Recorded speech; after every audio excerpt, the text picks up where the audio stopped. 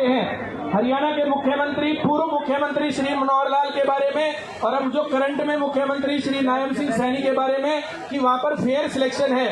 अगर हरियाणा में HSSC में फेयर सिलेक्शन हो सकता है तो मेरा सवाल यह है SSC में क्यों नहीं हो सकता?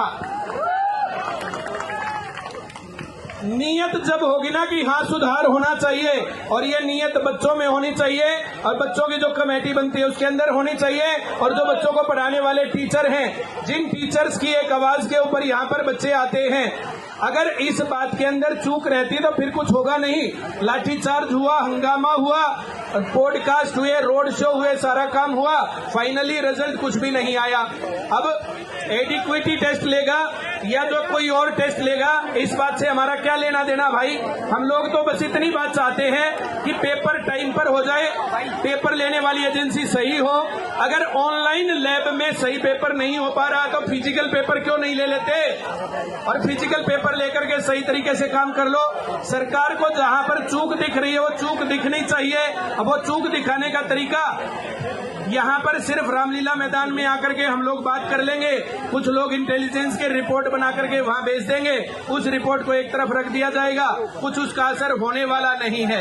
इस प्रकार की जो भी आप लोगों की कमेटी बनती है, अगर आप लोग कहोगे मैं समय देने को तैयार हूँ, मैं आप लोगों का सहयोग देने को तैयार हूँ, मैं यहाँ पर खड़ा होने को तैयार हूँ, सारी बातों के लिए मुझे कोई दिक्कत नहीं है। हम लोगों ने हरियाणा के लिए लड़ाई लड़ी है, हम देश के लिए भी लड़ाई लड़ सकते हैं और जैसे HSSC में सुधार हुआ वैसे पूरे देश में भी हो सकता है, लेकिन उसके लिए प्रॉपर रणनीति और प्रॉपर तरीके का काम होना चाहिए और उसी तरीके पर बच्चों को चलना भी चाहिए, तभी बात बनेगी।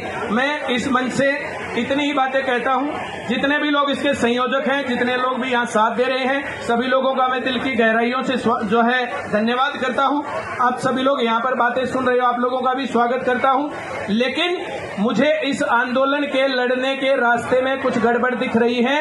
एक कमेटी जरूर बनाओ, कमेटी को लीड करने वाले लोग जरूर होने चाहिए और ऐसा नहीं होगा तो फिर हार का मुंह हमें देखना पड़ेगा।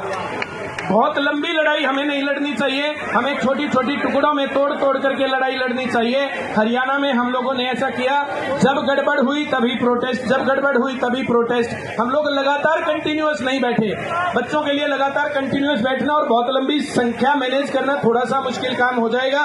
बाकी जैसा भी रहता आंदोलन, मेरा साथ और सपोर्ट हमेशा आप लोगों के साथ है। जैसा मेरा ज्ञान बोलेगा मैं जरूर आप लोगों को गाइड भी करूंगा, बताऊंगा भी, साथ भी दूंगा और जो मेरी जिम्मेदारी लगेगी उस जिम्मेदारी के साथ मैं अड़ा भी रहूंगा। बहुत बहुत धन्यवाद सबका।